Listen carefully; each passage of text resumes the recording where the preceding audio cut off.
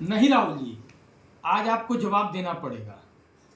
आपको पता है आपके कारण हमारे कितने अंधभक्त हमसे दुखी हैं, हमें कितनी बात सुननी पड़ रही है। हम जैसे अंधभक्त का क्या हाल है वो आप नहीं समझ रहे हैं। आज आपको यह जवाब देना पड़ेगा कि जब आप देश के प्रधानमंत्री हैं तो जो पीएम केयर फंड में पैसा आया उसका जवाब आज तक आपने जनता को क्यों नहीं दिया।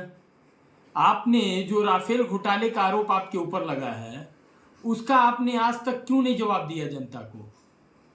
जो मणिपुर में हमारी बहू बेटियां मतलब उनको इतना प्रताड़ित किया गया, वो नंगी रोड पे दौड़ी, वहाँ पे घर जल गए, लोग मारे गए, आपने उसका जवाब आज तक जनता को नहीं दिया। ठीक है ना, हम जवाब मांग रहे हैं, आज राहुल जी से ही जवाब मांग रहे हैं। अंधभक्त भाइयों, आप ये बताइए, बेटियां देश की धरने पर दिल्ली में बैठी हुई हैं, आपने अभी तक, जब आप देश के प्रधानमंत्री हैं राहुल जी, तो आपकी जिम्मेदारी है, आपने उसको संज्ञान में नहीं लिया, कुछ किया नहीं उसके लिए। आपके सांसद रहते हुए देश के प्रधानमंत्री आप हैं और किसान आंदोलन हो रहा है, आप उस पर संज्ञान नहीं लिए। आपने आज तक अभी तक उस पर भी कोई कार्रवाई नहीं की। आपकी सारी हेकड़ी निकल जाएगी राहुल जी। खाली हमारे मोदी जी को प्रधानमंत्री बनने दीजिए। आप जो 10 साल से सत्ता में बैठे हुए हैं और किसी भी चीज का आप जवाब नहीं दे रहे हैं, यह जो है जनता जो है और हमारा कोई भी अंधभक्त यह बर्दाश्त नहीं करेगा।